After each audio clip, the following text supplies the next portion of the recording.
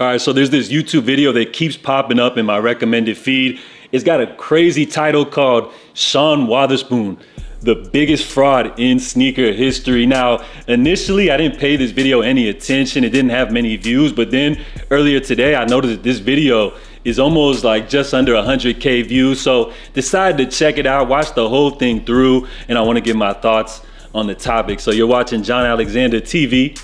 Salute to you for tuning in. Now, first and foremost, the channel that uploaded this video has like maybe about 3 uploads or so. So it's kind of a sus channel. I'm not even gonna hold y'all. Like, the video seems like somebody made it that doesn't speak English. It seems like they got a voice actor or maybe AI. It's just kind of a strange video. So I just want to give you a warning that I don't know if there's some type of hidden agenda against Sean or not, but to kick it off, the video basically gives the background on Sean, how he started off with round 2 selling vintage and reselling sneakers, and we got to give him his credit. He was definitely, you know, ahead of the whole hypebeast wave or whatever. So Sean won this Nike contest where they had participants from around the country designing an Air Max in honor of Air Max Day. Now, first and foremost, the video, the guy says that Sean won this contest just simply due to his popularity, which could be true because he did have a big following on YouTube and the competition was open to the public vote. But regardless,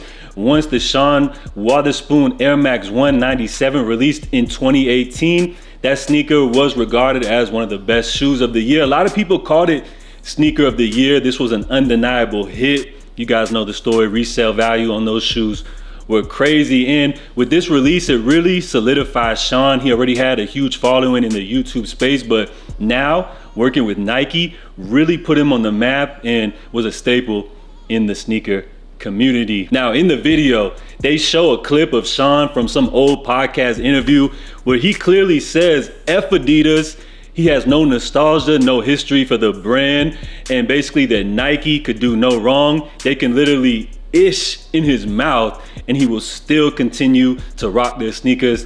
That's how hard he rocks with Nike, which is real funny because Sean Wotherspoon left Nike to work with Adidas, and then he came up with this story saying that he used to rock Sambas when he used to play soccer back in the day. So it's kind of funny. I ain't gonna lie, that's kind of a good point on that right there. And then he goes in to speak about all of the releases that Sean did with Adidas were pretty much all duds. Also to mention that Asics collab that he did as well wasn't a big hit either. Now, I would have something to say with him, but in regards to the Sean Wotherspoon Adidas collabs, you do have to remember that Adidas does bank on these designers to basically bring a lot of hype to these releases. When they do a collaboration with someone like Sean Wotherspoon, they're not dropping these pairs with a huge amount of quantity. These pairs are basically to create hype for the brand in order to, you know, bring people to buy other models from the brand. And based off of all of the releases that Sean did with Adidas, whether it's the Superstar, the ZX8000, the Super Turf, all of those pairs were flops and basically went on sale. If you check out StockX right now, they're all going for under retail. Now, the point where I have to disagree with him is on the Orchetro, which just released earlier this year.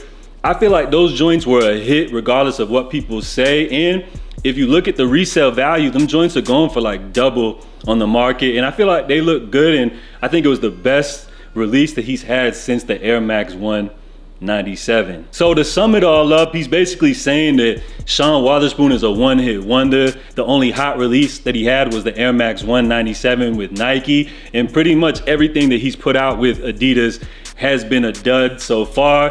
He gets all of these brand deals with all kinds of different companies, but everything that he releases has basically been a flop, and like I mentioned, all he has is just that one hit sneaker under his belt. But if you ask me, it sounds like bruh is hating. I feel like this video, there's some type of hidden agenda behind it, so we can't go that crazy on our guy Sean.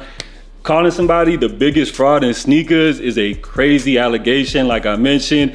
While a lot of his pairs that he released with Adidas weren't really that hot, you can't deny that the Orchetro was a good release. And with his upcoming Gazelle releases on the table, I feel like Sean could potentially have another hit on his hand, but at the same time, he is on the clock because with the popularity of the Gazelle and his rumor that he's supposed to be dropping a Samba as well, if these pairs aren't a hit, there may be some truth to these allegations. So is Sean Wotherspoon the biggest fraud in sneaker history? I feel like that's a crazy allegation to say. I would say absolutely not, but I would say that he has put out some duds since being with Adidas. I think he's going in the right direction with the Orquetro. So we'll see how things hit once those Gazelles drop, and as well as his Samba collabs with Adidas. So let me know what you guys think.